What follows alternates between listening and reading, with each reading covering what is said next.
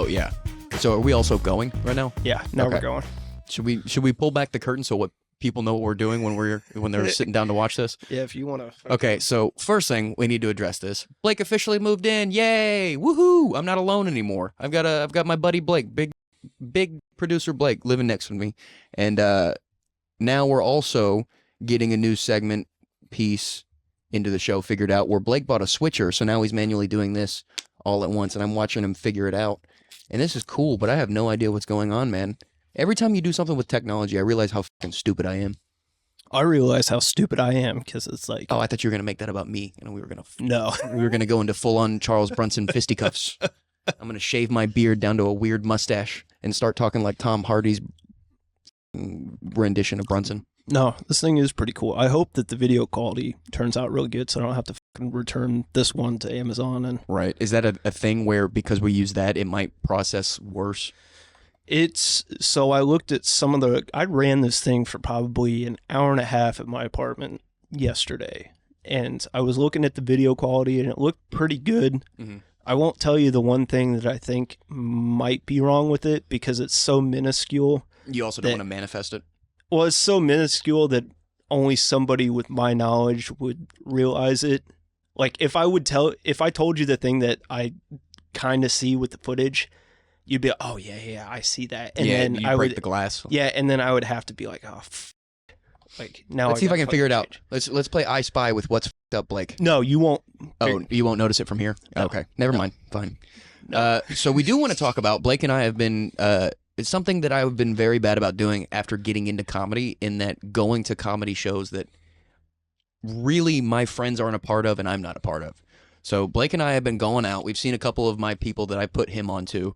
It must have been a month ago now at this point. We went to go to Addison Improv, one of my favorite clubs of all time that I've been to.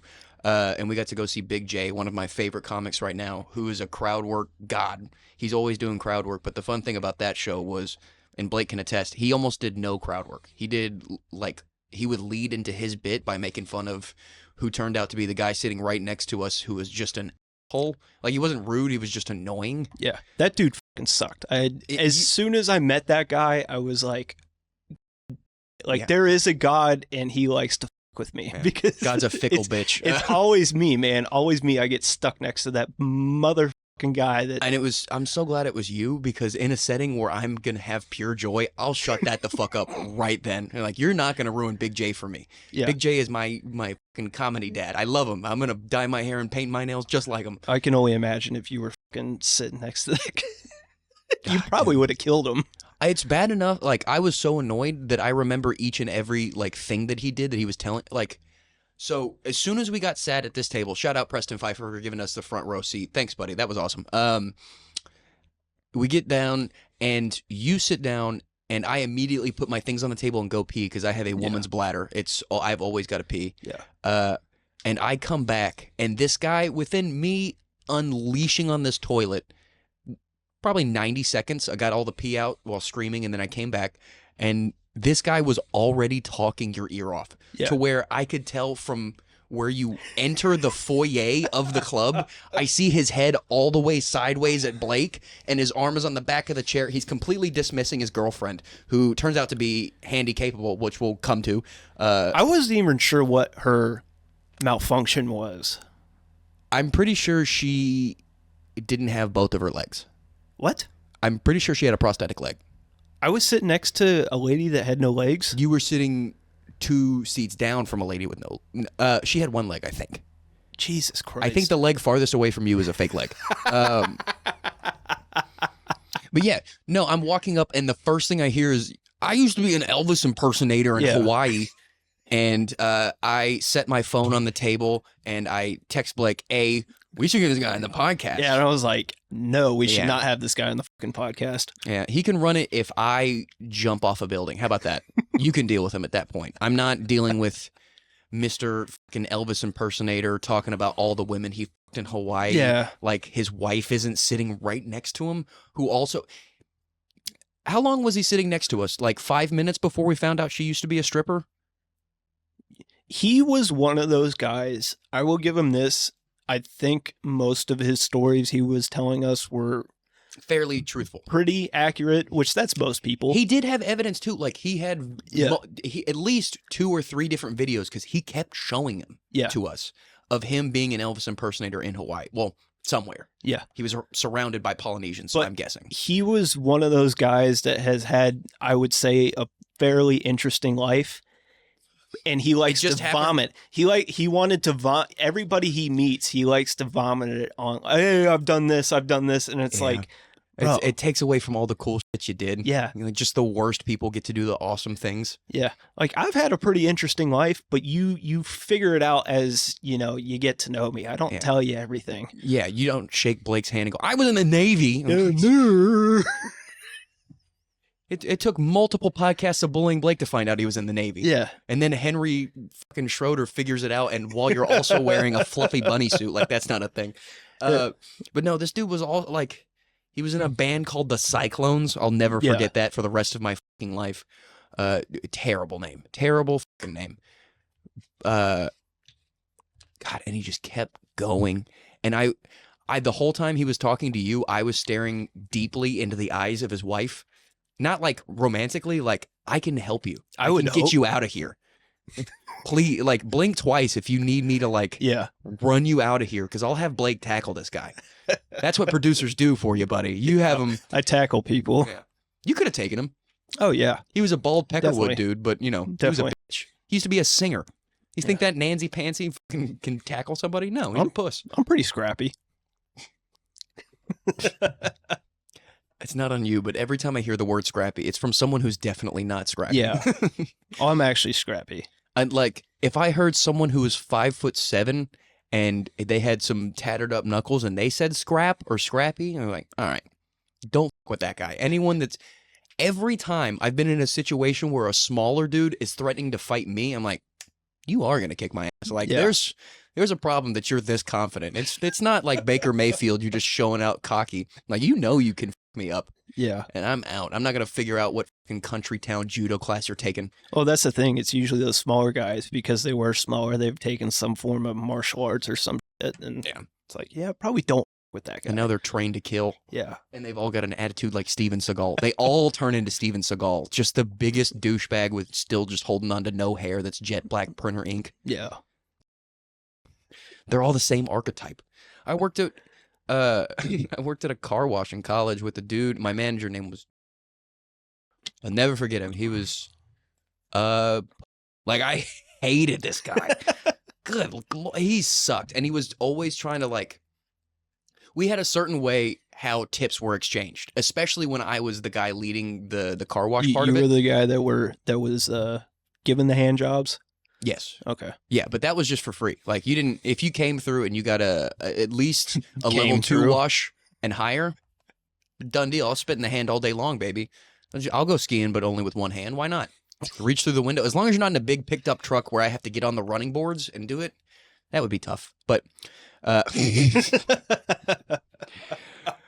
no, Justin was we had certain tip things that I had worked out if you give me a job running shit, I will take the running of shit seriously, but I'm going to do it on my accord, and it always pisses off every boss. But every employee loves it.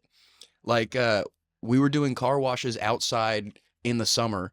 I'm like, you have 4 people scheduled. You only have 3 things that people can do. Yeah. One person is always going to be sitting and getting out of the heat because it's 115 and we're all standing on concrete. And we're going to rotate everyone 20 minutes. Everyone hated it, especially Justin. So Justin would come in and he would work. And we'd split tips every 20 minutes. Like if you worked that time, we'd either do it every 20 minutes or at the end of the day. How much were you guys making off of tips? How? If I was working, everyone got fucking paid. I broke every fucking record because I broke every rule.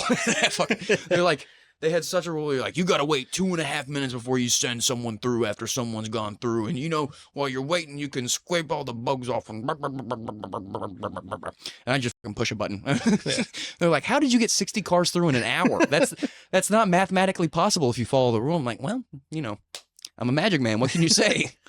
No, I was just sending it through, hoping people would hit someone else so I could have something fun to do with that job. Jesus Christ. I hate, man. That job sucked because I had that job right after I dislocated my shoulder the first time, And like one of my first days coming back after doing that, I'm not even supposed to be there, but I need the cash.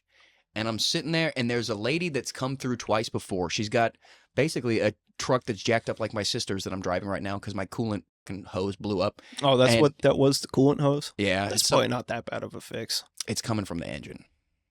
So, like, it's the last coolant hose that takes it into the engine. So either it's dripping at the gasket head or I've got a cracked head. So we're going to have to figure that shit out. But I'm going to not let it ruin my days until it's time for it to ruin my day. Hey, it all worked out for my car.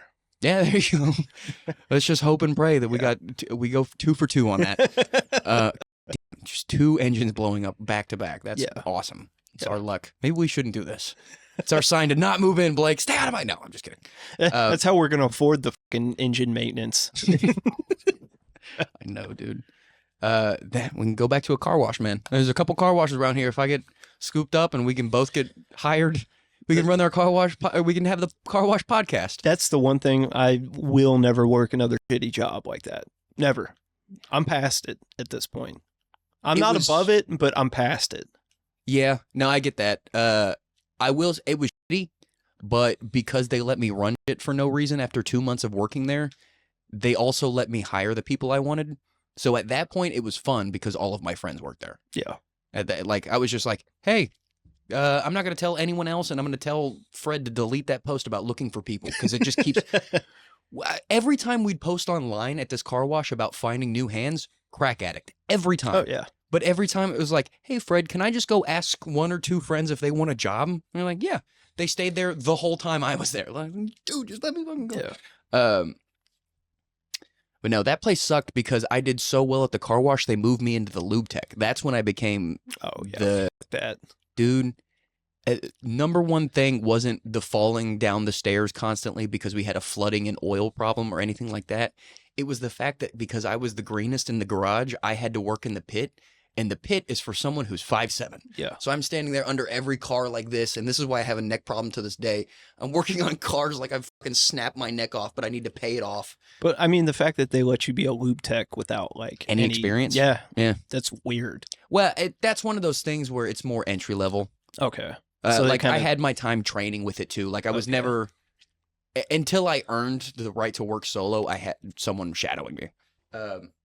Makes it a little better. Yeah. Shout out. He's a good buddy to this day. So we were talking about that worst jobs earlier. We were talking about it in the last pod. What was the worst job you had? It was a bread factory. Definitely Jesus a bread. Christ. Dude, is that when you got fat? No, that's whenever I got really skinny. Oh, because you hated bread? No. So basically, what happened? It was as soon as I moved back to Texas. It was the summer. I moved back to Texas April 2022.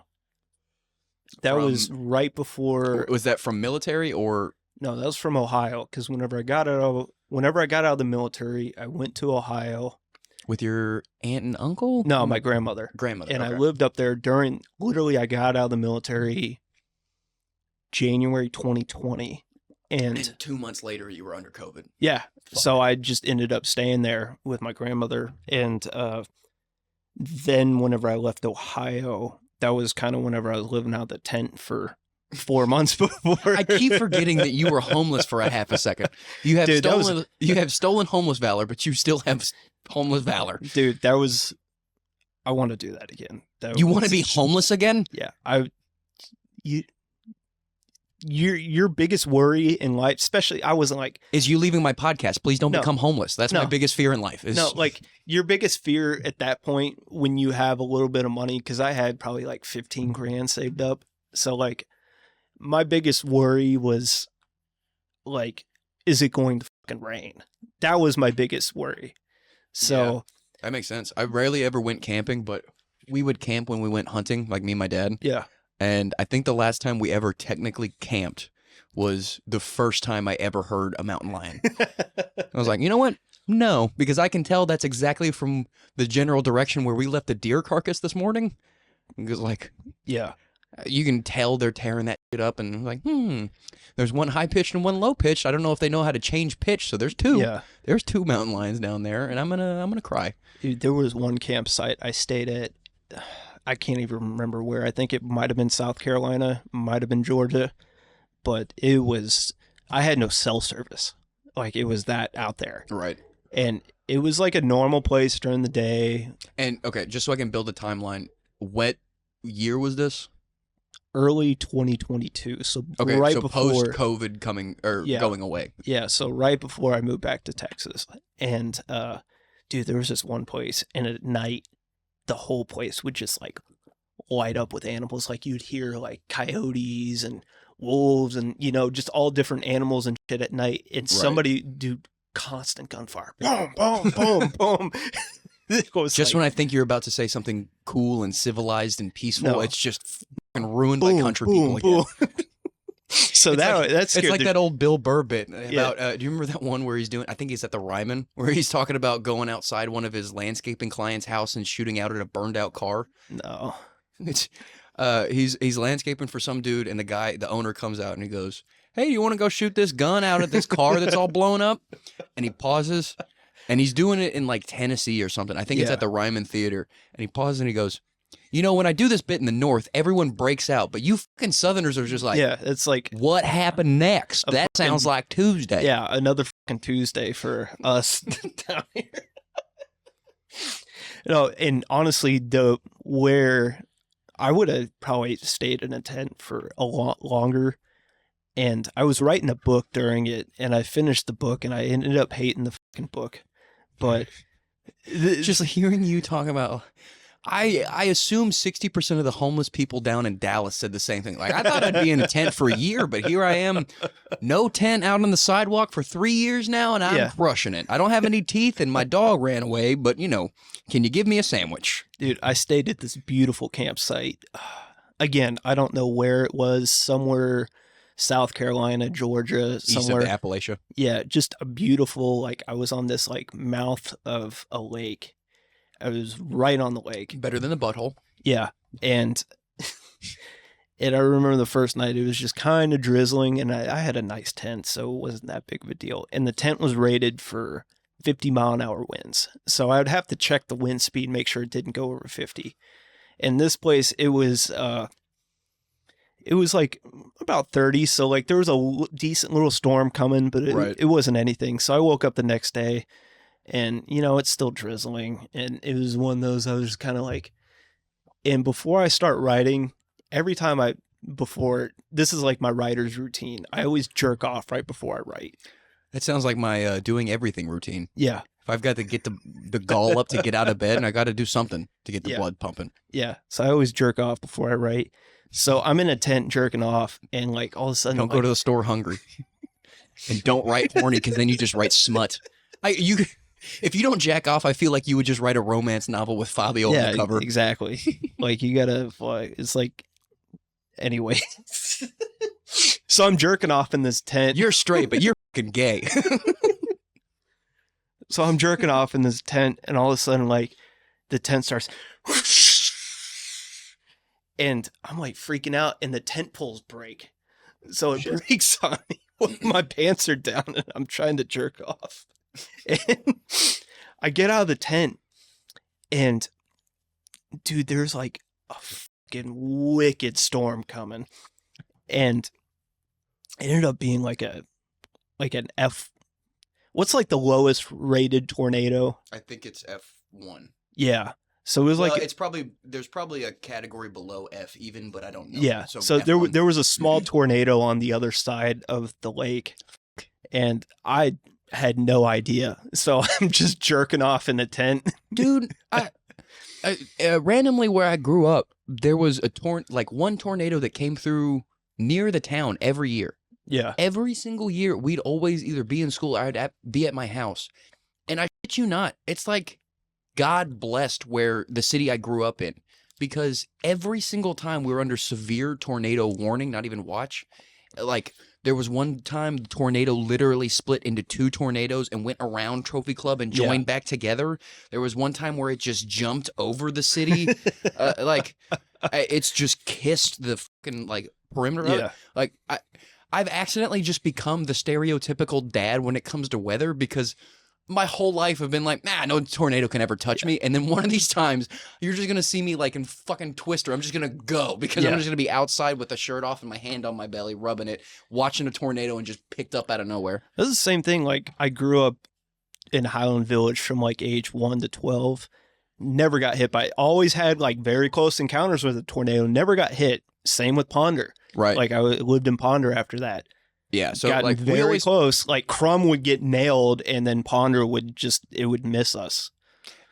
even to the point where it got like at the very edge of Trophy Club Roanoke. Yeah. Into the border of Roanoke, there's like a trailer park area. So people with whatever, you know what a trailer park is. And that place, because it was technically Roanoke, it got fucked up like 3 times. Yeah. And just like accidentally stereotypical because it's a trailer park. But you're like, ah, damn, dude. Yeah. Like, my middle school was on the border of the town between Trophy Club and Roanoke, and we would be out in math class watching out Miss Abbott's window just the trailer park fuck up where people live. And some kid from the back is like, "That's my house." Yeah. Like, fuck. Oh, poor Timmy. Like, you could come stay with me, but I don't want to tell you that, so you can't. Dude, that was like growing up or doing my high school years in Ponder. I lived in a nicer neighborhood, but literally across the street was the shitty area, the trailer park, Yeah. Longhorn Meadow, and there was no cool kids that lived in the nice area. So I had But always some of them are probably cool now. no. There was one kid that was severely autistic, and that was the only kid. And Sounds pretty rad to me, man. Oh, I'm good. He and I could talk about trains all day long. Yeah, I'm sure you guys would.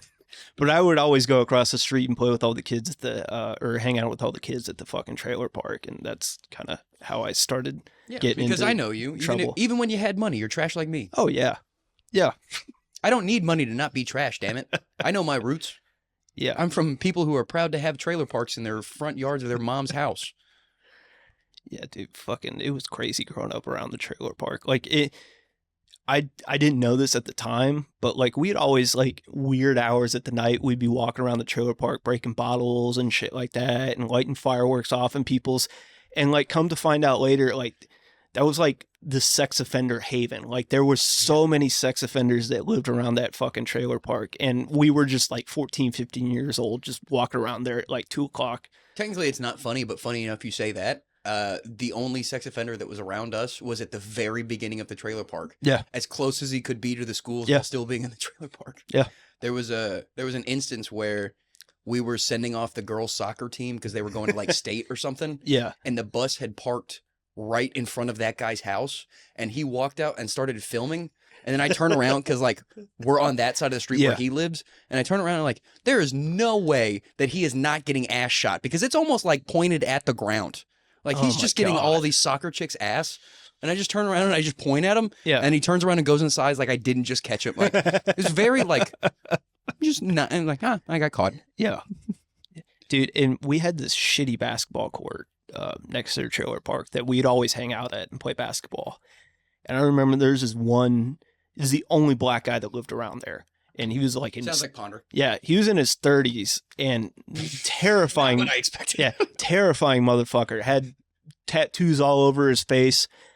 And he was the Yeah. guy that was robbing everybody's houses. That makes sense. Black people don't choose to live in Ponder. No, but he was the guy, he was doing like armed robberies and shit. And I remember because we used to play basketball with him, he would be like, "Hey, what houses do you guys live in? So I know which one's not to rob." He's like, "I fuck with you guys." He would bum cigarettes off of us and shit. Like that was like the only. I like you kids. Don't go to school tomorrow. It's okay. Yeah, that was like I'll hold back. that was like the only good thing about being fucking street smart growing up. Dude, like we were talking about it with Liz, like if you look at where I'm from, it looks so normal, Yeah, but just because of that, it's exactly still the exact same thing. Like crazy shit still happens Yeah. when you have children running around. Like we were at our city had nice baseball fields. And we would hang out there all the time. My dad was a coach for a long time, so we always had a bucket of Yeah. baseballs. We'd always go and do home run derbies because that's what we were able to do. And I remember when we were like 7 or 8, me, Brett, Austin, and one other guy. I can't remember, but we were out there playing, and Oh, my friend Angela was out there too, and we had left our bikes outside the baseball field. Yeah. And we were inside playing, and like 8 fucking 18-year-olds just came rolling up on the same bikes we had, so they looked pathetic, and they stole one of our bikes because one of their friends was riding on their pegs, and they just took our bike. And I think it was Austin, my buddy Austin, who ran out with the bat we had and chucked it like 100 yards. Like he could have been a quarterback if he wasn't a fat fuck. But he just threw the bat, and it landed pretty close to them. We just took it as a moral victory because they jumped off the bike. We were just like, I remember being like 7 or 8, and after that happened, we're like, this seemed like such a nice neighborhood, like sounding like my mom or something. Well, that's like, you know, growing up in the two contrast of like growing up in like ritzy Highland Village and around all the rich kids, and then, you know, around Ponder, all the fucking, not trash, but Shit I mean, kickers. there, you know, it wasn't. We called them TPA, trailer park adjacent. Yeah, it's not as nice as it is. It's a super nice area now, but like back whenever I was growing up around there was only a couple nice areas. It was a step above a country town. Yeah. And, you know, you realize that they're both fucked up. They're just differently fucked up. Oh, yeah. Like, They're all, if you take a step back, everything's fucked up in the same way, but they all have their little baby nuances that just make them different. Yeah, just like some of the, like, just the white collar shit that was going on, like in Highland Village, like, you know, the affairs and, you know, shit like that. And then, you know, you realize the same shit's happening, you know, in the fucking trailer park. Black guy bumming cigarettes and robbing houses. It's not some white lady getting her rocks off fucking the pool boy. Yeah. So they're the same thing, but very different contrast. Back to my tent. So my Okay, so let's come back to the tent. But before I forget again, have I ever talked to you about how much I hate the wind and how random that is? That is kind of weird. I always thought, I know not to say it to people because I said it to people. I could call my college roommate, and if I said, what's my opinion on the wind? He would go into a 5-minute rant of how I've ruined situations because I'm talking shit about wind. Do you hate the wind, or are you scared of it? Why would I be scared of wind? Why would you hate wind? Because it would fuck my hair up and like make me have to hold my shirts in if I was wearing like a jacket or like an unbuttoned thing. It's something so small and so like autistic of me to focus on, but it's never good. Yeah. I like a light breeze. Everyone loves a light breeze. If it's quiet or if it's qualified as a wind, it's just a fucking nuisance. Dude, you would have hated growing up in the Ponder area because we were right behind. It was just a dust bowl out there. Yeah, well, we were right behind Alliance Airport. Like it was probably like 20 miles that way, so we'd get all the downwind of the jets, and it was always windy. Except for the weekends, it was during the week. It was always fucking windy. Gee, well, okay, so I brought the wind up because, like I just said, I always thought I was the solo person just hating the wind and being a weird fuck. Yeah. Cut to the only other person I've ever heard talk shit about the wind was on Are You Garbage? Doug Stanhope started talking shit about the wind. I was like, Jesus Christ. This is the first other person I've heard talking shit about this. I have a fucking problem. If me and Doug Stanhope are agreeing on things other than his suit choice, because those are sick. He gets bespoke suits. This whole time I thought he was going to Goodwills around 80-year-olds. But that's what was always the urban legend, that he bought all of his fucking shit from Goodwill. Well, he probably did when he was younger, but now he was talking about it on Are You Garbage, where like that's his big dumb money spend now is buying a new bespoke old suit every time he goes to do a show. Yeah. That guy's had an interesting career. It's funny that he like got entangled in that whole Johnny Depp thing with him and Amber Heard, because he was like not best friends with Johnny Depp. Oh yeah, but, like really close, really good friends with Johnny Depp. He's had Johnny Depp open for him on the road, from what I've heard. What a fucking weird, like, I guess have Johnny Depp, because at that point, no one's going to touch Stanhope or even come close to it. So fucking Johnny Depp, why not? Yeah. Let him do 15 minutes. Imagine just being, like, randomly just being really good friends with Johnny Depp. Or, like, it's so funny to me how comics that really blow up start making friends, and then you can see them turn back. Like Shane Gillis is now friends with like every major football player. Yeah. And then they do podcasts together, and they're just all like fucking 13-year-old boys. Like, no, you're fucking gay. You have fucking tits. You fucking fatty. You're probably sucking your fucking roommate's dick right now. They're all just like dudes at the end of the day. It's gonna be interesting. Like, I wonder who like we're gonna be friends with, you know, whenever we become fucking famous, if we become famous. At best, we might get Kevin Spacey on a comeback tour. Dude, I would be down to do a podcast with Kevin Spacey. Well, don't say that so openly, because then we sound like bad people. Dude, I would too. I would be Kevin Spacey's fucking Bring him back. best friend. Like, same thing with Michael Jackson. Separate the artist from the art. I love it. Baby Driver was the shit, man. Yeah. House of I never watched House of Cards, but fucking Kaiser Sose. You're gonna get rid of Kaiser Sose because he wanted to. Those guys were old enough, from what I remember. Yeah. I only listened to the one guy talk about giving him head during the Normandy invasion. Yeah, that was something. You know, we all have our faults. I mean, I think maybe forcing young men trying to become actors is more than a fault, but you know, you're right. We all have our little ticks. You know, I'm not going to get into it. Yeah, let's not. Before we have to make you bleep out a bunch of shit. But no, we were talking about comedy shows we've been going to, too. We brought up Big J and how fun that was. Yeah. And how, for him being a crowd work guy, it was all material. So if you're into that and you kind of want to stray away from crowd work because it's the thing that everyone's doing now, Big J's fucking great. Go check him out. Like he's ever. But it was cool getting to, like, I mean, not really meet him, but like be like, dude, I thought I would be like, I don't know where this confidence came from, but my whole life, I thought if I met an athlete, I wouldn't make a dickhead of myself. I was such a fucking little. I was like, just as soon as I saw him taking pictures of people, I walk up like with my tail tucked between my legs. I'm like, please, sir. Even Mike Fanoia, his feature that no one else knows. I fucking love Poncho Mike. Yeah. Poncho Mike's the shit, and I walked up and I'm like, can I please have a picture and an adoption signer, please? Well, then you asked me, you're like, do you want to get a picture? I'm like, I don't really. Yeah, I mean, you're fresh and just liking that. Well, not them. No, I've known Big J for years. Oh, really? Like, yeah. Did you catch him off like the Bad Boys, or do you know where? Like, no, honestly, where I first heard Big J was back when Shafir had that show on Comedy Central. This is not happening. Yeah, I was listening to a podcast the other day that just referenced that he's in the Hall of Fame of his This Is Not Happening story. Yeah. What was his? Was it the three-way that they didn't do? I can't remember. It's been years since I've watched, but that's how so I've known about Big J for, years. Right. I think that's how the first time I saw him was on This Is Not Happening also, but I didn't remember him until I watched his Netflix did a 30-minute short series of comedy specials. Yeah. Where it was like seasons of it, or episodes of it, I should say, and Big J was on it. And his fucking shit was so fucking funny. Yeah. I think that's the special where he had the bit about he got emasculated by his girlfriend in front of his friends. They were talking about, oh man, I think it was maybe was it John Jones who hit his wife? Yeah. Well, plenty of UFC fighters, but John Jones was the guy they were talking about.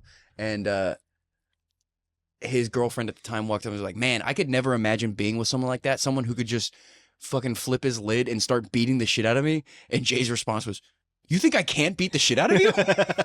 I'm not saying I would, but yeah, you think I can't? Yeah. That was on The Degenerates, along with, I think that was the first time I saw Christina P's set, Tom's wife. Fucking Degenerates was awesome. And it's also held up in me thinking that 30-minute specials might be what needs to be the norm again. Honestly, I'm thinking 30-minute sets might be the max right now, because like doing an hour set now, I think people's attention spans are fucking shit now. Unless you can do like a super, super tight hour set. Right. Like even Big J, like whose set was probably the tightest I've ever seen for like an hour. I think he did 50 minutes too. Yeah. Like even there was, I still think he could have done like 10 minutes less, and I would have been a little bit. I wish he did 10 minutes more and took those 2 fucking guest spots off. Those were, I'm not going to say any of their names, but Jesus H. Christ, did they almost ruin that shit. Because I don't know her name, but that one chick was just awful. And the first thing she said was, I haven't done stand-up in 6 months. You're like, oh, great, you just ruined everything that's about to come out of your mouth. Maybe, you're basically telling us you're going to be bad. Go put on a sweatshirt, not because you look bad, but because I don't want to look at your fucking tits while I'm trying to laugh. That outfit, too, was ridiculous. Yeah. She had just gotten done, and she was telling us, she made sure to tell us about how she's going through a fitness journey right now, and she looks like Skeletor with tits. Yeah. It was... She was wearing what are those things that are kind of in between a bra and like a sports bra? Corset, I think. Okay, Maybe? so that's the actual. I was Yeah. wrong in what I was trying to come up with, but yeah, she was wearing a corset that was all white. It looked like some shit you'd see in Vegas of like a hooker getting married to someone. It was awful. She Yeah. had more veins popping out than I did. It was just like. And I'm into muscle mommies in that whole vein of things. Like, I like when chicks have muscles because then they look like they do something with their life. That's basically what I see. And like, she just looked sickly. Yeah. Like, she looked like she put on a lot of weight and hasn't eaten in 3 months. Yeah.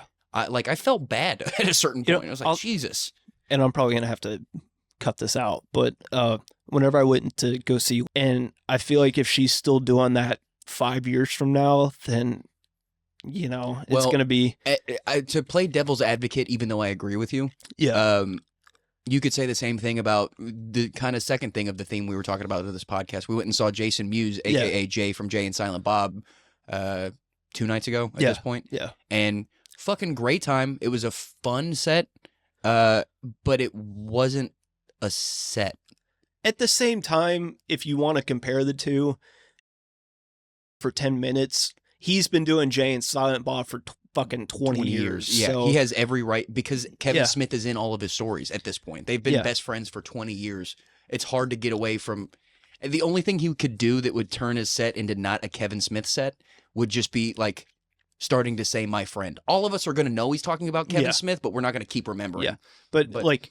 Jay Mewes, he can literally do that forever, and I think it'll be all right. But like, and he's just started doing stand up, from what I understand. Yeah. So he's still basically an open micer who already had hundreds of thousands of fans, if not millions. Exactly. Yeah, yeah, and that was part of it. Is like I was texting. During the show. Yeah, because he just turned out to be a waiter. I didn't know he had that job. I didn't know he worked there. Yeah, it must be recent. But. He's texting him and was like, Jesus Christ, if any open micers see this set, we're fucked for the next couple months. I mean, that was the next question I was going to ask you about that show. How many people do you think that was their first comedy show? How many people do you think were just there because they were Jay Mewes fans, but like not comedy fans? Because probably closer to... I feel like half the room. Well, here's the thing. I bet... there was 30% of that room that's more so there because they're Jason Mewes fans. Yeah. Maybe in their lifetime, they've sat down and watched comedy and they like comedy, but they're not comedy fans. Yeah. Like, because we were talking about this with, I can't remember who, but there was a huge, it was Steve on the last episode. There's a huge crossover between Jason Mewes fans, Skanks fans, like fans of Legion of Skanks, ICP fans. I mean... you had left by this point, but I went after that show and smoked with Miles and a couple people on the back porch. And the first time I got up during the show to go pee, I had walked into the bathroom, and right in front of me, this fat white dude with dreads was talking to me while walking to the urinal. And I was like, man, fuck me, do I hate a guy that talks to me in the bathroom. Yeah. But they're all turned out to be the sweetest people, even though you think they're going to stab you because they're just dirty whites with a capital H. But he's talking to me during that. Cut to after the show, he walks out, and then we're all talking to this guy who's had a great time at the show, is talking up Miles because Miles had a great set. Yeah. And is talking to us, and he didn't even bring it up to us. He brought up how he's a fan of Legion of Skanks. And I was like, oh, me too. And then he brings up how he just got back from the gathering of Juggalos, the Insane Cloud Posse festival. I was like, oh, Big J was just there and we saw him after he came back from that. And then, what was the other big one that I thought was just fucking randomly funny that was just coincidental to walk into this? I said Skanks, ICP, and Kevin Smith stuff. Yeah. That was the other one. But yeah, it's so funny that these people and the Legion of Skanks make it known that their fans are the best fans, because at a certain point, all these people know that everything's a joke and they're all just way better at having a good time. Yeah. Like anyone, and you have to know this going in, but anyone that's a fan of ICP, myself included, knows it's a joke. Yeah. We're not all fucking psycho clown. Well, some of them are psycho clowns, but he guest hosted first on that show. Well, and so the big reason why I did go to that Jay Mewes show. One, because I didn't have anything else going on and I knew Miles was hosting it. But like, I figured because at the Big J show, that place wasn't packed out, Assen. It wasn't. Mind you, we should also say, in case Big J does watch this, first, I love you and I'll suck you for a job on Bonfire. But two, we also went on a Thursday for that was the first night of his weekend there. So, but we went on a Wednesday for J Muse. So like, but it was a one-off. So those are different. So like when you have a pop-up show, it's a one-time. You're like, okay, they only get one opportunity to go to this. But if you really want to see, say, Big J, you're like, okay, let's go to the early Friday, early Saturday show. But like where I'm getting at is like, I didn't think that many people were going to be there because I thought it was going to be pure comedy fans that were fans of J Muse, which is an even smaller niche. I wasn't even thinking about just people that were J Muse fans. So like I thought, oh, and I think we both were thinking like, oh, Miles is hosting that show. It's probably not going to be a big show because it's a Wednesday. Yeah. It'd be kind of cool if I get to meet him. And like after that show, we walked in and it was anything but like if 10 more people bought tickets, it would have been sold out. Yeah. And I was like, oh, there's no fucking way I'm meeting this dude tonight. Dude, so you had left and it probably took me an hour or so to leave after you left. Yeah. Because I had to wait for my daddy to come pick me up because my fucking engine blew up. And when I was leaving an hour later, he still had a fucking long ass meet and greet line, like to the bathroom still from the stage. Yeah. It was honestly so cool to watch in that because he did a great job. I did say it was an open micer set, but I say that because Jay is who he is in that there were so many raunchy, dirty, a lot of curse words. That's what I mean by open micers beware of watching him. He still had a good presence though. Like he knew how to write a joke at that comfortable point. On stage, which you know, that's probably why I'll never do stand up because I know I'll probably never be comfortable on stage doing it. You know, that's how we get writers. Yeah. And you know what? If there were just a few more comics that had your brain and they'd give up finally, they'd be great writers maybe. Probably not, but we'd love to figure out if they're not. I almost went up to Graffiti Pasta on the open mic to do a set because I woke up with this fucking hilarious. Well, I thought it was a good joke, but it was because I woke up the other morning and I looked at the news and I thought it said porn strike, but it said port strike. Oh. So I was gonna do a little bit on that, right? But it's like I don't want to fucking. And here's what I'll say about that is 45-year-old men would love that bit. Oh, yeah. But any single person that's going to Graffiti Pasta is a seedy, angsty 20-year-old. Yeah. That's trying to get back at their mommy and daddy by dating some guy with a fucking Kurt Cobain haircut and general fucking vibe. I thought I met a girl the other day. Was it a man? What do you mean by I thought I met a girl? No, I went to go see that new Demi Moore movie with... She's alive? Yeah. Oh, I thought she was dead. Demi Moore? Look at fucking Mandela effects just happening to me all over again. I guess. But I went to go see that new Demi Moore movie, I forgot what the fuck it was called, but it was a pretty cool movie. Damn it. I keep fucking reaching for that because I'm thirsty. Yeah, I went to the Alamo Draft House there in Denton, and there was a girl, she was literally one seat over from me because I had a corner seat on the top. That's where I usually sit, and she was one over from me. You sit in the top corner? Yeah, that's my favorite spot. Why? So your neck hurts later? No. Dude, just go fucking, eat some bitch's ass while she's sitting on your face if you want your neck to hurt. No. No. Pussy. No, that is my favorite spot because I can get it's almost like a director's angle. Like I can watch the movie from an angle. You want to watch it differently to see if it's really good? Yeah. Well, I also want to be able to get up and, not have to worry, that. Yeah. That's actually the biggest reason. But I also like the angle of watching it. But she was like one over from me, and I could tell she was kind of checking me out whenever I was walking up. I'm sorry. I knew that was going to be a good one. I didn't want to interrupt you. Are you good?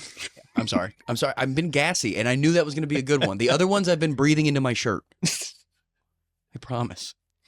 And she was kind of talking to me like during the movie, and I'm surprised you liked her. You being the guy that loves movies more than any other person I know, talking to you. Well, she was hot, so okay, I mean, yeah. And then, like, I talked to her for about 10 minutes after the movie. Like, I talked to her long enough to where, like, they kicked us out. And then I asked for her number. Like shutting the club down. I asked for her number, and then, like, she just never texted me. I was like, oh. Have you ever pulled when you're doing it, you feel, and I'm saying this because I've done it multiple times, but have you ever pulled the move where you write your number down on a receipt, and you're like, I feel great, and she's either going to text me or I'll never get texted and I'll forget about it. Oh, that's why I have them type their number into my phone. I've had it come back once where a waitress texted me after I gave her my number, and she texted me once. I responded like, hey, how's it going? Like, very normal. Yeah. And she never texted me again. I'm like, why even send hello? Like, in the first place? Why? If you knew this was going to happen, just don't. So, like, I texted her my name first off, and then we were talking about leaving Las Vegas because that was my favorite movie. She was a super big film buff, too. That's why we kind of hit it off. It's basically what you're going to need. Yeah, and I sent her the link to Leaving Las Vegas because she hadn't seen it, and no response. And I was like, all right. And then I waited the next day, which was yesterday, and I was like, all right, one more Hail Mary. And I texted her. I was like, hey, do you want to go see a movie tonight? And she texted me back like twice. And then she said, no, I got to fucking work tonight. And I was like, I texted her back again. I was like, when do you not have to work? And then that's where you fucked up. Yeah, she never responded. That's where you fucked up. You let them sit there in their own pig's filth right there for 3 days, and then you come back. You're like, hey, you want to go see a movie in a couple days? No, I asked her if she wanted to see a movie that night. Whenever I text her, that's where you fucked up. You never make plans for night of because women hate that. They got to get all time to get all gussied up and put on all their fake things that make them look like a different person. More of the story is I don't really give a shit, but nice. But I almost met a lady. Yeah, I almost. It was almost a cool How I Met Your Mother story. Yeah. Then you go home, jerk off to that, and write a short story. Yeah, yeah. And the story ends with her killing me. We talk too much, and it's starting to scare me how similar we are because we both accidentally started in our head, and you were actually writing it, right? Like thinking about a comedy noir. Like you're writing. Well, I'm not going to throw your business out. I don't give a fuck. Okay. Yeah. Well, you're writing something called Hollywood Detective. I haven't asked you about any details of it because I've been writing, I pitched it to you as like an original short that might be a themed series. Yeah. But each thing would be different in that I was pitching like a private investigator comedy series at just the exact same time. And then 2 days later, after we figure out we're writing the same thing, basically, I send you a fucking song because we both know, like, you and I had talked about how stupid we are in that we write movies based around songs. Yeah.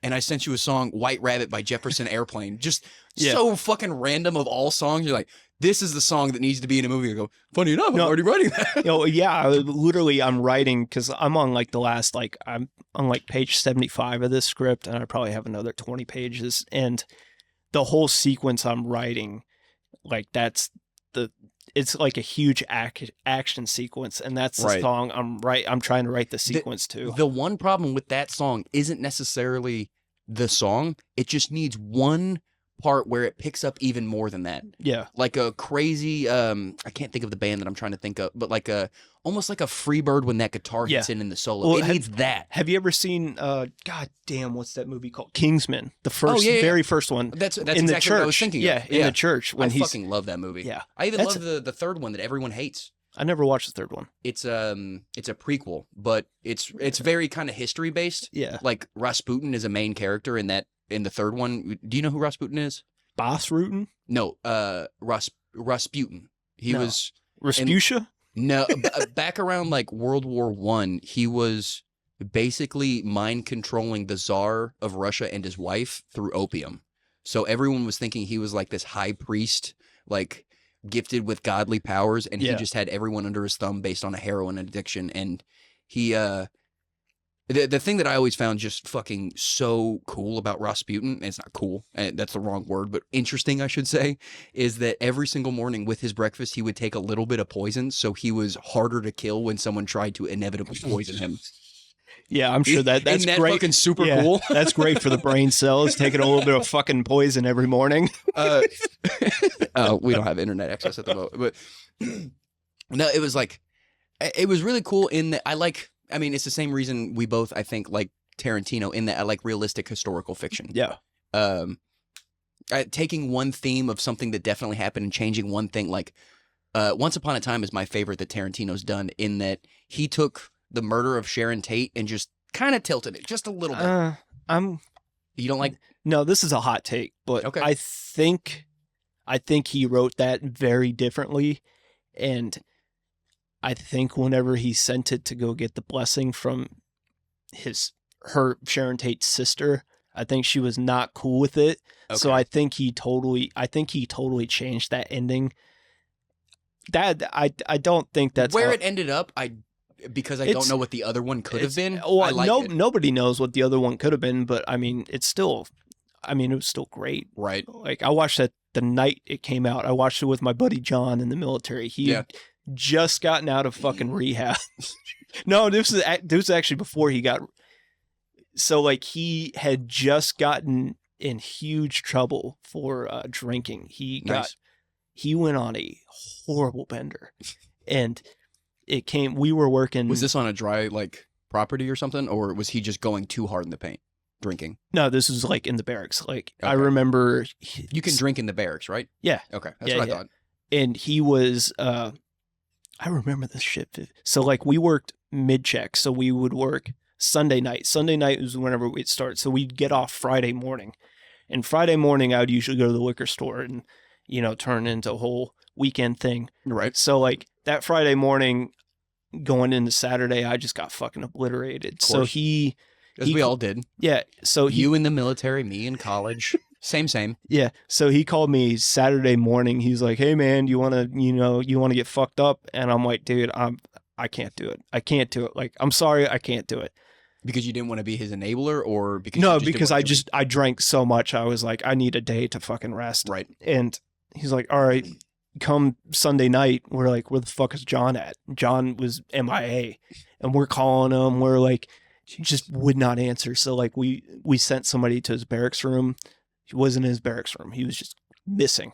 God damn. And we're like calling him like crazy. We're like, "Dude, it's okay if you're fucked up. Like, you need to call somebody so that we know you're not dead." Right. And nothing.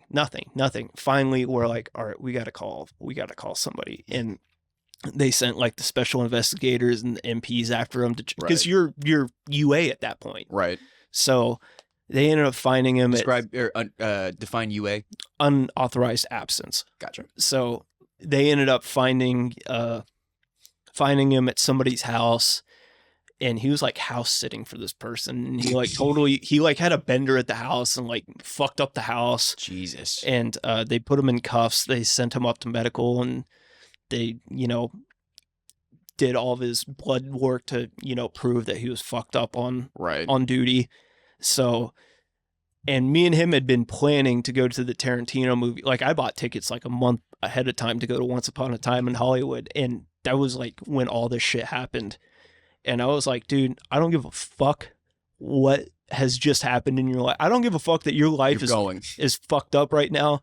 Like, get your shit together. We're fucking going." And one of the stipulations was, you made your friend change his whole path in life because you wanted to see a movie, not for the betterment of his life or anything. No, I mean, we gotta see Tarantino's ninth movie. No, his life was already fucked up. He was just like, shape up or ship out. And by ship out, I mean ship out with me to the movie theater. He was at that stage where he was just like super mopey, like, "Oh, I don't even know what the fuck's gonna happen to me at this point." And I'm like, "Motherfucker, get your shit together. Like, we're going to see this movie." So he's like withdrawing off a bender because he can't drink anymore at that point. And I'm like tuned up watching it. But he had a good time. He's like, "Thank you for making me go to that." Well, that's like, good. Yeah. You wouldn't just freaking the fuck out. Going through that and PTSD at the same time, just stabbing people and throwing cans of soup at people.